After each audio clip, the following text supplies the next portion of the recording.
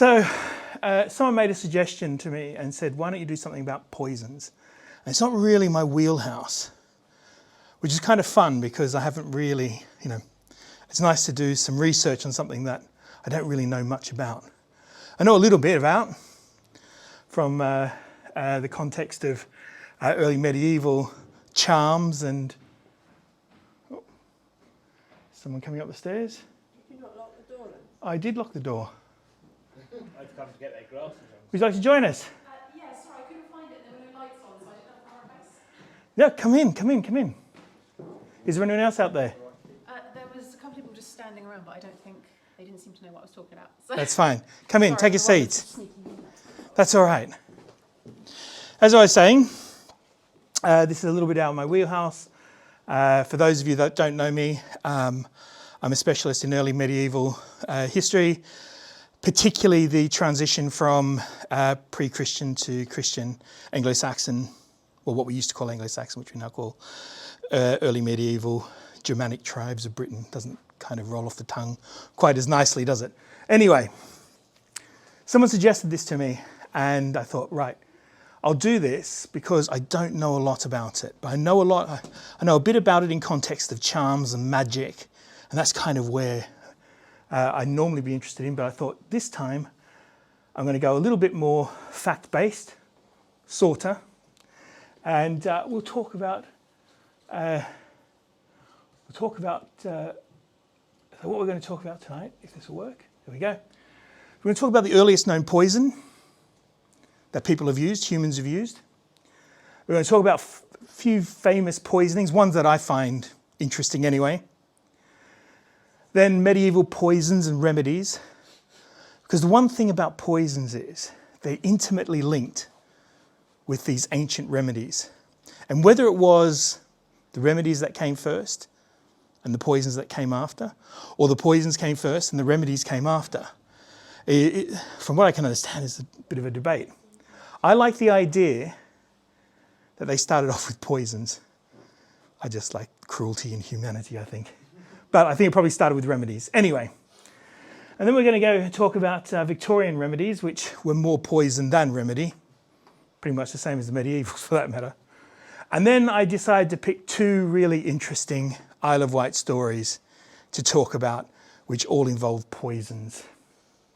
And we're going to talk about Anne Holloway, the God's Hill Witch. And we're going to talk about the curious case of James Dawes, which I find fascinating. When I stumbled upon it, I thought, oh, wow, this is a really interesting story. And they've got magic and ghosts in them. So let's move on. So the earliest known poison, 35,000 years ago, was a hunter in Africa. And his spear broke, tossed it away, and it was then found. Researchers, they found a lump of beeswax that was all over the handle and on the piece of the broken flint. It had been mixed with the toxic resin, and it dates back, as I said, 35,000 years. And this pushes back the use of poison by 20,000 years. The first use of human use of poison, deliberate use of poison, 20,000 years. The interesting thing about it is that the poison is based... Who's heard of castor oil? Yeah? Yeah. Some of us may even remember what it tasted like. It's basically based on the castor bean, which was used, again, as a remedy right up until very recently, up until the 70s. It's a toxic poison. So 35,000 years ago, someone noticed that this stuff kills. And once it kills, you can actually, and if you cook it, the toxicity goes away and you can eat it. So what kind of blows my mind about this is that in this one fell swoop, it took our knowledge of deliberate use of poisons 20,000 years back So that tells us that before that was 15,000 years ago. My God, that just still blows my mind. Even, you know, when I think about the culture that they've kind of aligned this to dates back to around about 44,000 years ago.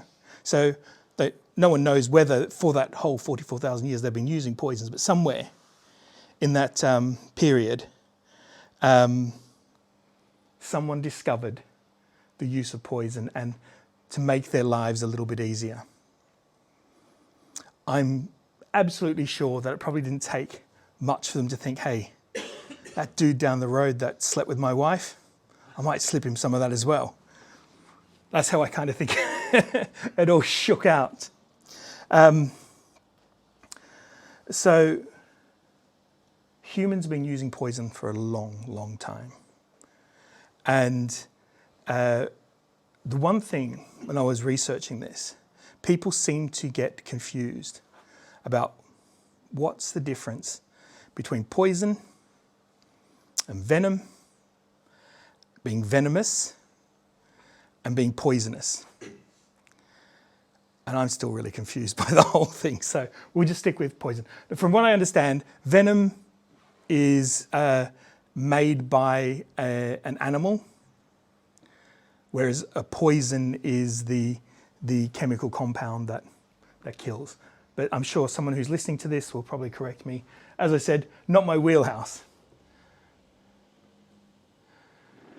So I thought we'll move along. We'll go a few thousand years later. And we'll talk about some famous poisonings. Hercules, we know, wasn't a real dude. Or he might have been, but you know, the stories about Hercules, not real, but very interesting story anyway. We got Socrates, or is anyone who's watched Bill and Ted's Excellent Adventure? Socrates? No? Okay. Socrates. Now, the next two. Ptolemy the 14th and Cleopatra. Brother and sister, husband and wife. Both poisoned, and we'll talk about that in a little minute. Then we have a very interesting character, Beorhtric of Wessex, King of Wessex, 802. Then Rasputin, which I'm absolutely fascinated with, and I'm still convinced he's probably still alive today. Seems to be indestructible, that guy. And I thought I'd throw in something a little bit more modern. Viktor Yushchenko. Do we know who that guy is? He was killed by the Russians by stabbing. They stabbed him in the foot with a poison. Really interesting case in Britain, actually. So, out of the thousands and thousands of poisonings that have happened over the last 3,000 years that have been documented, I thought these were the most interesting. Let's talk a bit about Hercules. So, after Hercules has vanquished the Hydra, he invented, or so they say, I guess the world's first biological weapon by dipping the arrow in the serpent's venom. Now, I'm not sure that's true because we just established that 35,000 years ago, someone was already using poison. But this was written in this was observed in 1634, so I can forgive them for their mistakes. So he dipped the arrow in the serpent's venom, and with the discovery that he could use that as a weapon and enhance his weapon, he also found out there were consequences. Hercules' wife, angered by his infidelity, sent him a robe she had dipped in the blood of one of his enemies, that he'd killed with the poison arrows. As he lay dying, swaddled in the poison garment, he entrusted his arrows to a young Greek archer who's also had bad luck with the venom and ended up puncturing himself. And we get the word toxic from the Greek word toxikon, which means arrow. I thought that was quite interesting. Toxic comes from this story of Hercules. So let's move on to a real poisoning. Socrates. Who knows about Socrates? What's he best known for these days? Philosopher, genius. Do you know what he was best known for back in the day? Being really annoying. People hated him because he was really, really annoying. He was self-righteous. He was hypocritical.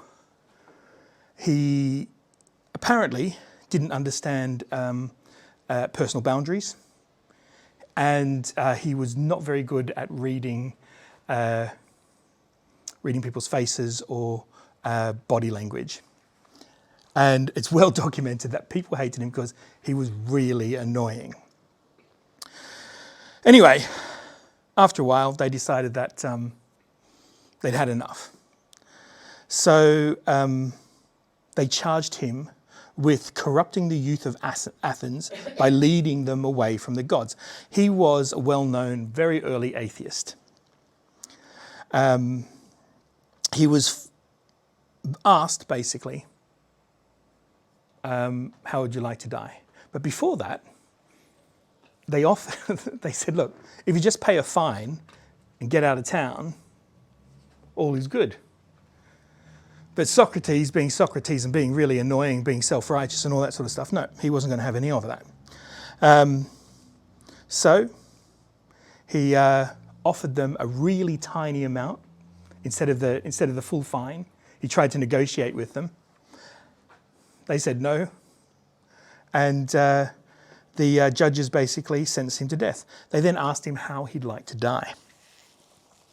So they offered him be thrown into a pit. They offered him to have iron bands secured by nails to a board, or to drink hemlock. He took hemlock. Folklore says that as he died, the very last thing, does anyone know what they say his very last thing he said was? Wish I hadn't drunk it. Close. Democracy doesn't work. That was, I don't know how true that is, but there we go. From the man who is sometimes credited as the father of democracy, he said it doesn't work. Let's talk a little bit about our next two on the list, Ptolemy and Cleopatra. Everyone knows Cleopatra, right? So the story is fascinating, and she was quite a character. She didn't have an a drop of Egyptian blood in her body. She was Greek. It was from basically the conquest of Alexander the Great, and basically passed on down through that. But to the Egyptians, she was still queen. And she ruled with her brother, Ptolemy the IV, who was also her husband. She was she started off by killing off her sisters. She didn't want them around because she wanted to be there. She wanted to be in charge.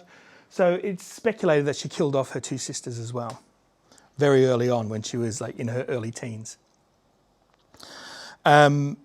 She ruled with her brother until she met Caesar and fell madly in love with him. Or so they say, or so she said. But also it could have just been a means to an end for her. So the story goes, she fell madly in love with Caesar. She had a child by Caesar. She wanted that child to be Pharaoh. But she had to get rid of her brother. And he mysteriously died quite soon after that, probably by poisoning as well. So all set for Cleo and Caesar to take the throne. Does anyone know what happened to Caesar? What happened? Yeah, stabbed in the back. In the Ides of March, yeah, he had a bit of a backache.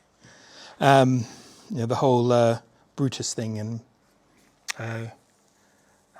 lend me your ears and all that sort of stuff. So Julius Caesar's murder, Rome fell into civil war. which was kind of a very uneasy peace, came in around sort of 43 BC. And Octavian, who was Caesar's great nephew, was chosen heir. Mark Antony, a general who, according to some, was behind the death of Caesar anyway. They basically took over. Mark Antony took on administration of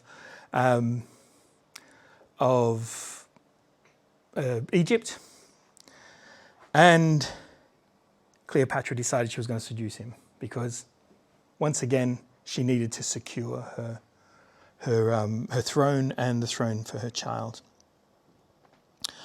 But obviously that didn't go so well. When Antony returned back to Rome and married Octavian's sister to secure his own political career,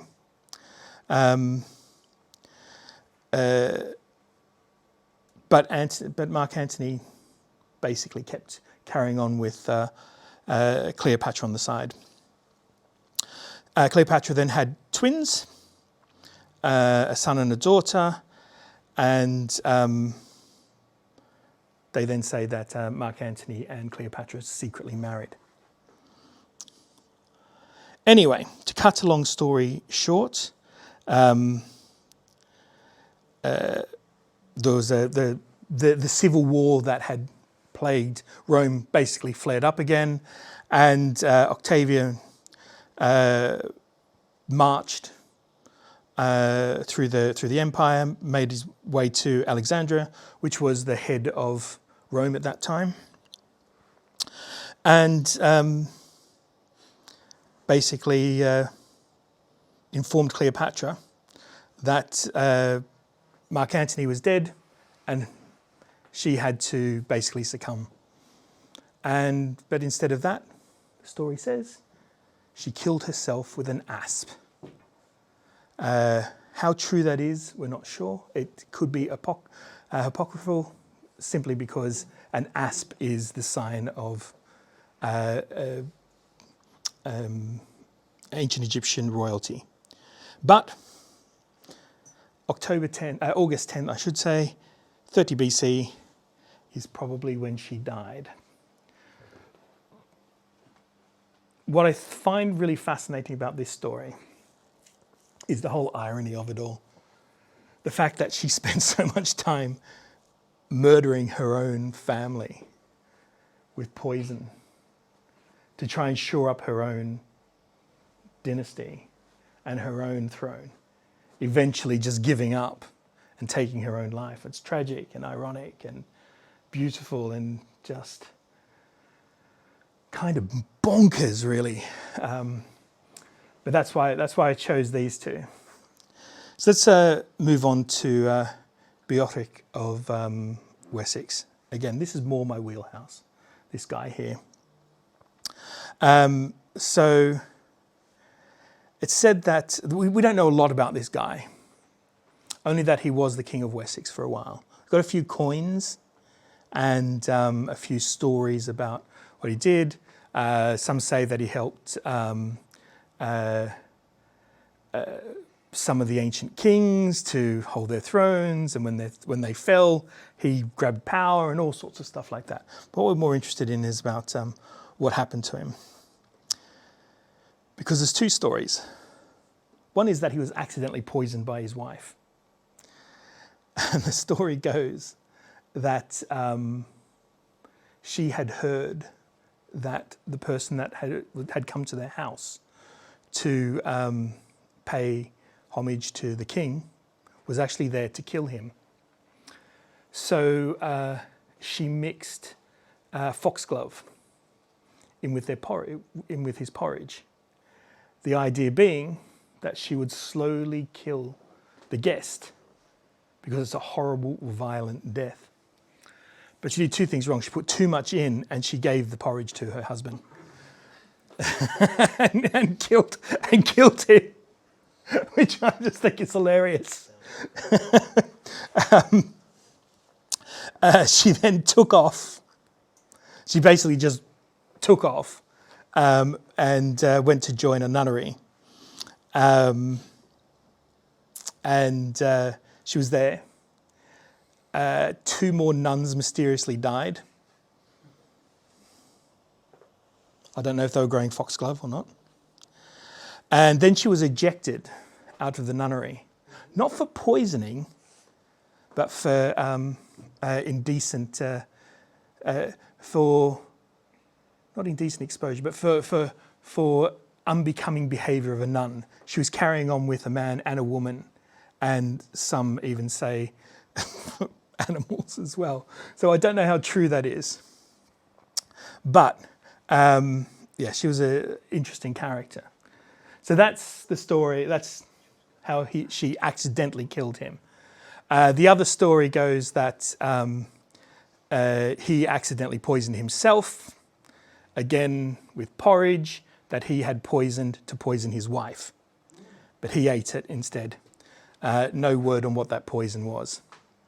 And she then took off because he'd found out that she was sleeping around with lots of members of the court, which was okay for him to do, obviously, but not so much her. Moving right along, let's go to someone a little bit more modern. Rasputin. Who knows Rasputin? Everyone knows Rasputin. He's Russia's greatest love machine, wasn't he? The mad monk. That's right. Rasputin. What a crazy dude. So, I find this just fascinating that he was able to get himself so entwined with the family and with the royal family, saying that he could cure basically the haemophilia and all sorts, and completely bewitch the Queen. And whether or not he was Russia's greatest love machine is still up for debate, but according to Boney M, it's true. But then they tried to poison him, and apparently, they gave him enough poison, said, to kill a horse, but he just got up and walked away. They then tried to kill him again with a second dose of other poison by giving him cakes and wine laced with cyanide. Again, he got sick for a little bit and then got up and walked away. In the end, they had to shoot him multiple times, and even then he didn't die, so they threw him into a river. So, I don't know, that's as close to immortal as you're going to be, right? But I think it's such a fantastic story. What a crazy guy. That's Rasputin. And then we'll talk about Viktor Yushchenko. In 2004, he was the Ukrainian presidential candidate. It was admitted to hospital by an unknown poison. They determined that he'd been poisoned 5 days earlier, and it was basically they'd injected the same poison as Agent Orange directly into him. And it was done with an umbrella straight through his foot. What I find really interesting about this whole thing is that so modern, it just happened, when the Cold War was supposedly over, Russia was still killing people. They were still actively out. And, the whole Ukrainian thing now I thought was quite apt with what's happening in Ukraine right now. So that's some of my favourite poisonings after reading through, as I said, hundreds of them. And boy, there were a lot. I left out some of the mass poisonings because some of those are really fascinating as well. In fact, the Isle of Wight played host to one of the country's greatest mass poisoners for Her Majesty's pleasure. The teacup killer. No, the teacup killer is called, and he poisoned people by giving them poison tea. But I thought this is really about poisonings and poisons, not poisoners so much. So I thought we'd move on to medieval poisons. And this I find really fascinating because it's most of the poisons that we're going to be talking about were used as medicines. So to understand why they were used and how they were used, you have to understand how medieval medicine worked. So there were the four humours: blood, yellow, which doesn't have an A in it, obviously, yellow bile, black bile, and phlegm. So it was all about having a natural balance.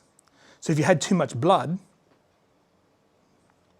what did you have to do? If you were too hot, yeah, that's right. Because if you were having a fever, you were too hot because blood was hot.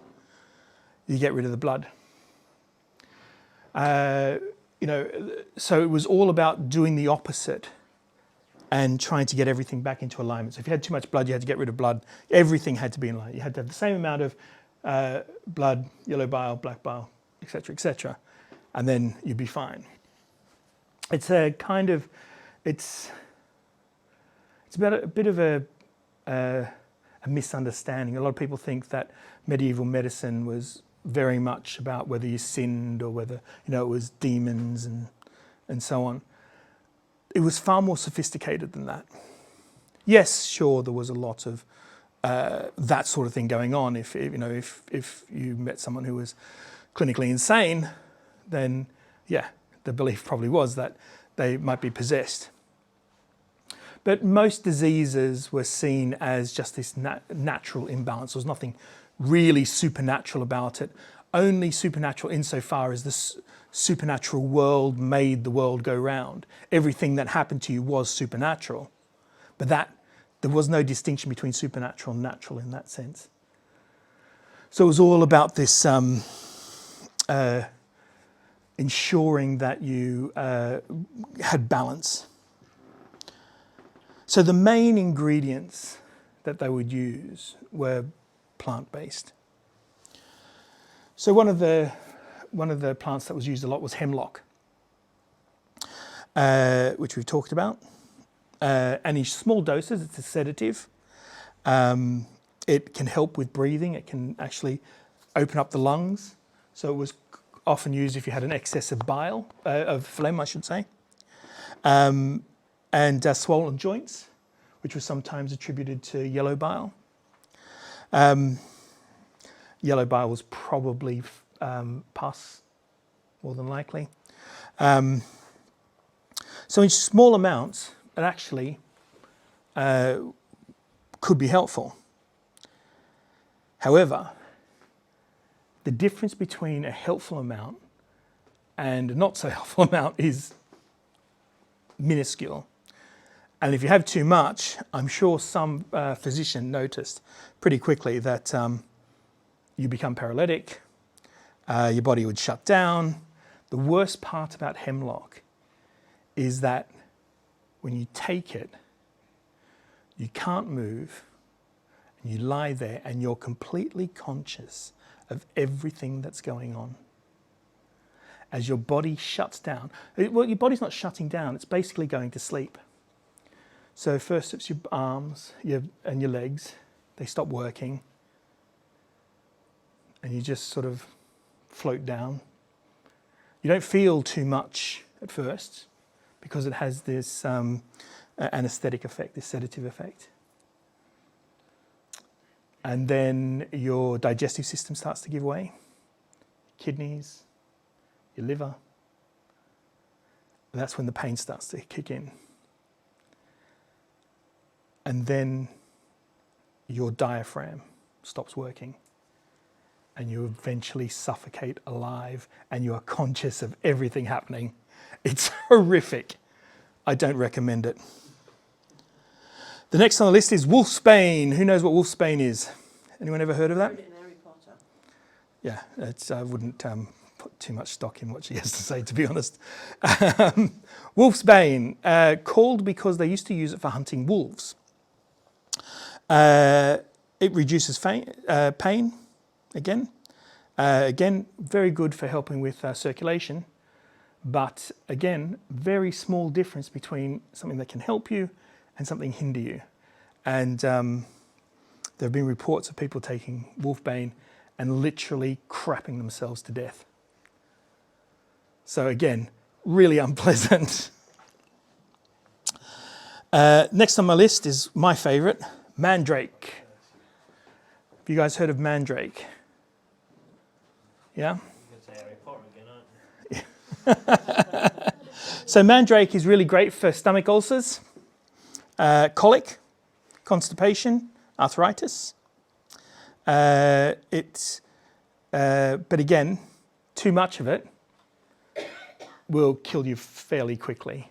Not as horrific as the others. I think you pretty much just pass out, and but it's not nice. But what I think is really interesting about mandrake is some of the folklore that sits around it. And my favourite is it was used as a key ingredient in witches' flying ointment. Basically, was used to allow them to fly. Interestingly, if you can get the dosage right, in between where it's quite helpful for stomach ulcers and so forth, and death, get that right in the middle, the sweet spot, it's just like LSD. Apparently, so they say. And that may be where the legend of the flying ointment comes from. It has all sorts of hallucinogenic properties, and was used quite a lot in medieval medicine, as I said. Whether it was used by witches or not is debated. It seems like it picked up this name because of its hallucinogenic properties. And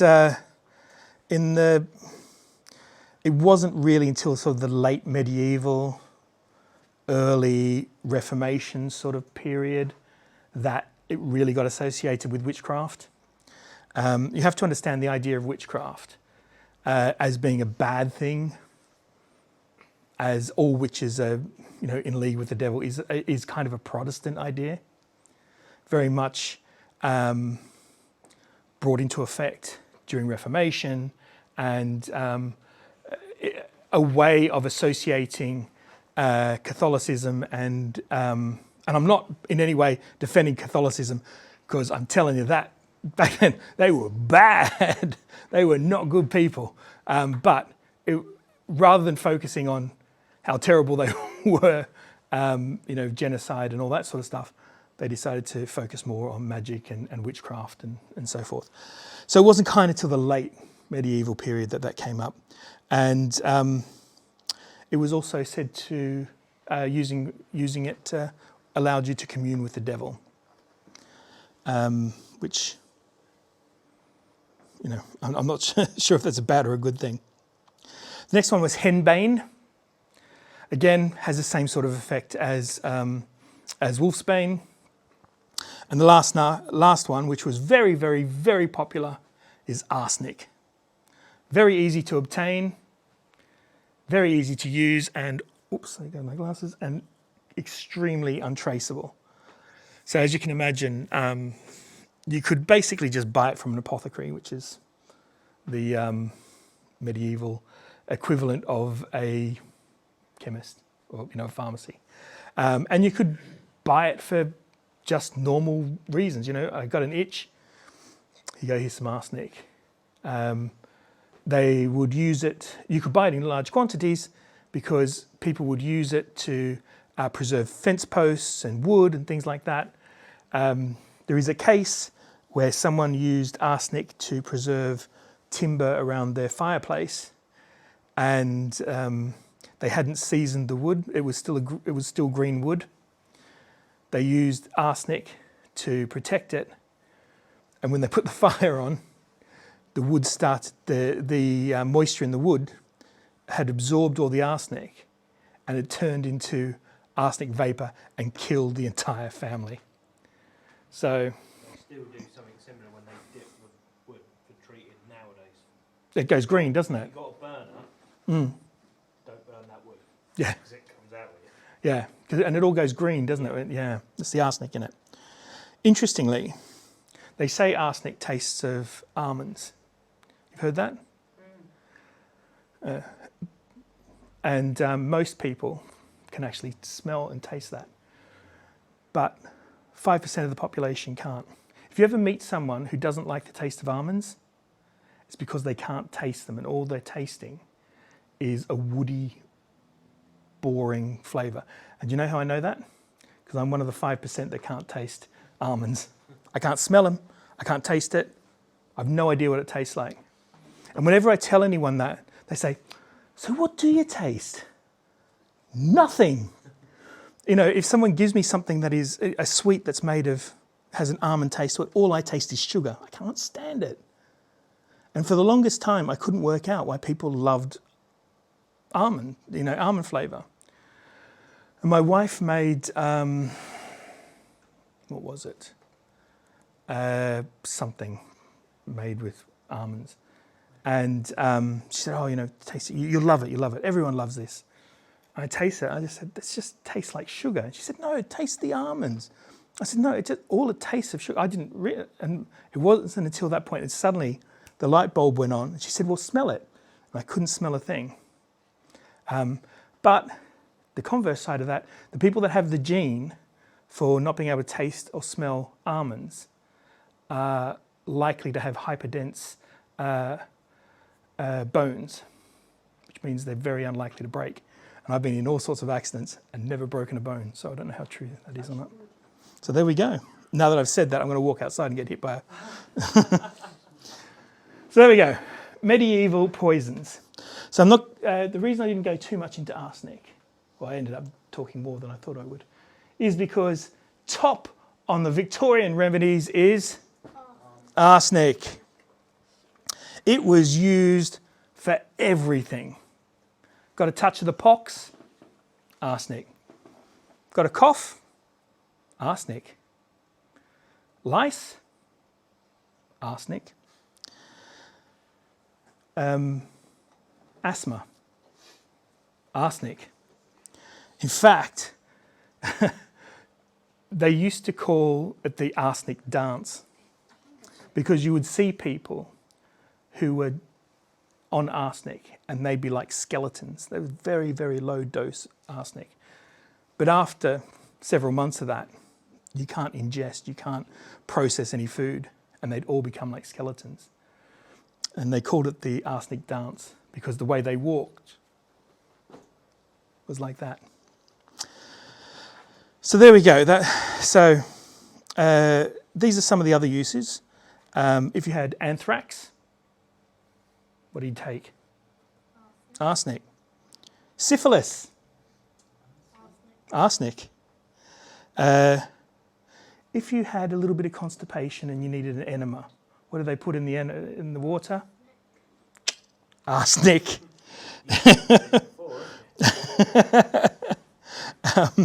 It was also a remedy for something called the sweating shakes. Anyone have an idea what that might be? No. It's not a disease that's now associated with Great Britain, but it was rampant. Malaria. You don't hear people picking up malaria in this country, but malaria was rampant. The serpentine in London, in Hyde Park, people were told to keep away from there because it was filled with malaria. Thought I heard someone walking around there. But people did develop what was called Fowler's disease, and that's what I was talking about, which is the arsenic dance. basically taking too much potassium arsenic. The next one, strychnine. Who's heard of that? Or strychnine, depending on where you come from. It's a rat poison. Well, it was used as a rat poison until they found out that it doesn't break down. So you would poison rats with it and everything else. And then a cat would eat that rat or a dog would eat that rat and then they'd die because it doesn't break down at all. It just kills things. And also, if you have a bottle and had strychnine in it, or strychnine, and even if you washed it out and you left that bottle out for 10, 15 years, you cut yourself on that, you would still get poisoned. It's bad news, this stuff. So even the smallest amount can cause convulsions and brain damage. So it's not, really, really awful stuff. But they recommended small doses for acute constipation. Because the other thing that it does is it releases your bowels. For people who had gastric reflux, strychnine.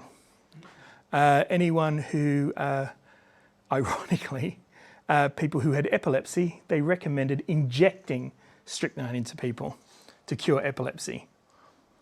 Not sure how well that worked. And then someone had the bright idea of mixing it with opium and turpentine and giving it to people. Again, not sure how successful that was. It was probably a lot more pleasant, but I'm sure it still killed them. Next one, belladonna. So you don't hear about belladonna that much these days, do you? But it was recommended that it was mixed with ammonia, turpentine, and just so you know, belladonna is one of the deadly nightshade family. So you mix it with turpentine and ammonia and put the drops in your eyes to help with cataracts. I'm not sure how well that would help. I don't know, but so according to one study, there is no known safe dose of belladonna. Apparently, it reacts so differently to every person. There is absolutely no way of anyone knowing whether it's a safe dose or not. Last on the list, yours are my favorite, cocaine. So, cocaine was thought of as a miracle drug. It was used for hay fever. It was used for depression. It was used for anxiety. It was used for fatigue, migraines, alcoholism, opioid addiction, excess use of nicotine. Let's see what else. Scurvy as well. So it was recommended that you mixed it with alcohol and orange juice and cocaine. If you wanted to just, you could sip on it and it'd keep all those cravings away. Or you could just inject it. The injection method was, for acute symptoms. So if you're really having the withdrawal symptoms from opioids or alcoholism or whatever, just inject it and you'll be fine. But if you wanted to keep the cravings at bay so you could go through life, mix yourself up a nice little cocktail. In 1914, they realized that they had a whole bunch of people who were addicted to cocaine, and it became less widely used.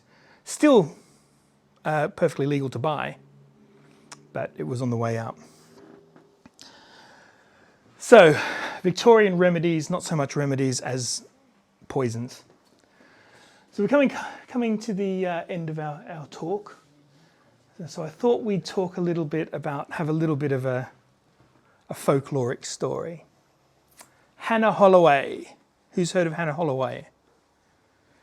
Or known as Anne.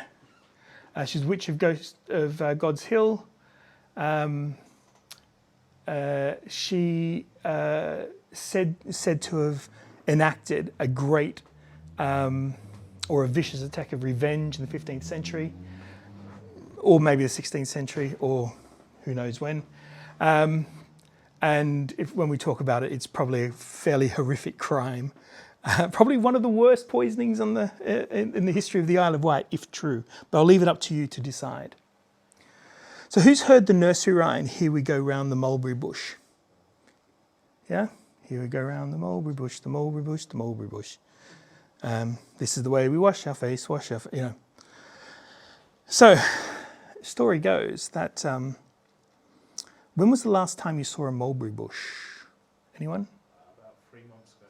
A mulberry, Tree, though. there you go. Is there such a thing as a mulberry bush? No, there is mulberry trees, but they're pretty rare in this country because they don't like the frost. And it's very, very rare to see them fruit. Anyway, so the old story says, that actually this nursery rhyme actually comes from the Isle of Wight and isn't "Here we go round the mulberry bush."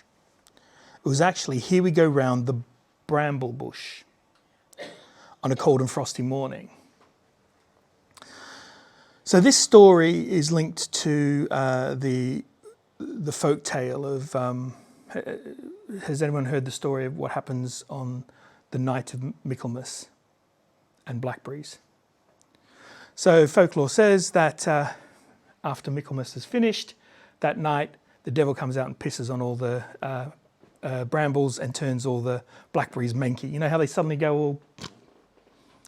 You can blame that on the devil. He does that at Michaelmas. That was just a couple of nights ago. Sorry? He must have. If that's what you're focusing on in this story, then you're probably going to believe the whole lot.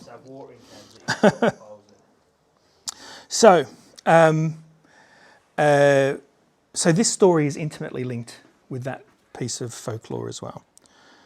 So they say that the original nursery rhyme, as I said, was "Here we go round the bramble bush," and that's actually documented. That actually they think it probably was.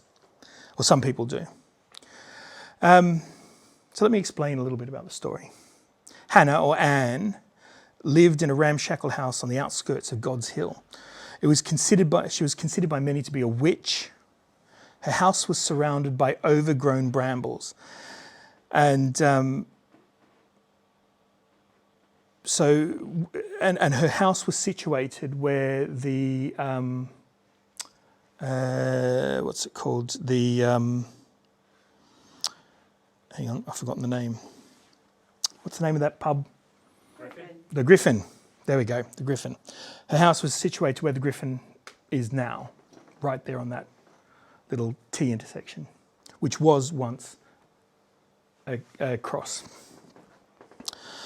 So she lived in this tumble-down shack. And it was said that children often would dare each other to run around the house while singing, "Here we go round the bramble bush, the bramble bush, the bramble bush." She was also said that she was often seen half-clothed, unwashed, her hair a mess, just an absolute wreck. They say that the actual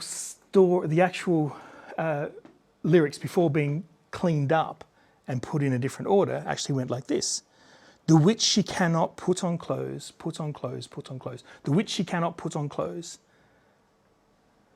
And the next was, "The witch she cannot wash her face, wash her face, wash her face. The witch she cannot wash her face." And the last line was, "The witch she cannot brush her hair, brush her hair, brush her hair." And they would run around taunting her. This frenzy of children winding this probably lovely old lady up, would end up, if it was the right time, right season, they would then throw handfuls of blackberries at her doors and windows and run off, leaving the place in an absolute, blackberry mess. And they'd all laugh hysterically. So the story goes that one Michaelmas, she was tired of the abuse she'd received.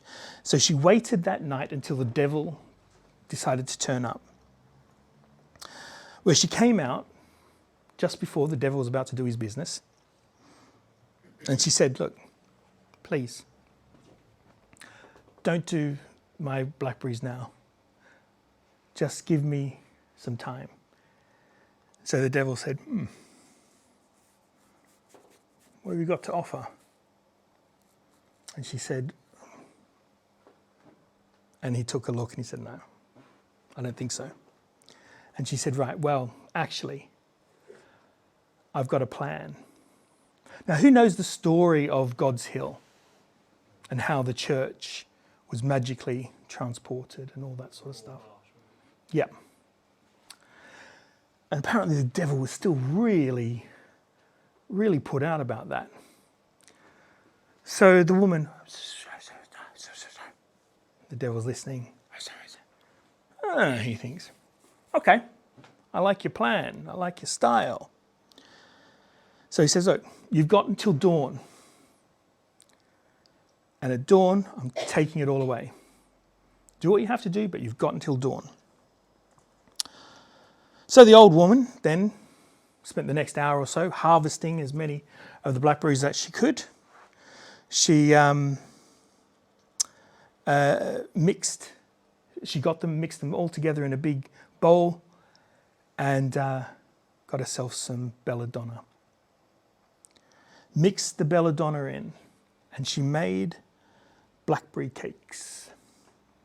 She then took the cakes and left them on the doorsteps of the houses of the mischievous children. The next morning, the children found the treats. They ate the treats and fell into a deep sleep and never awoke. Hence the reason why I say this could have been quite a big massacre, really. Later on the day, the villagers, after determining that it was the witch who'd done this, they made their way to the house.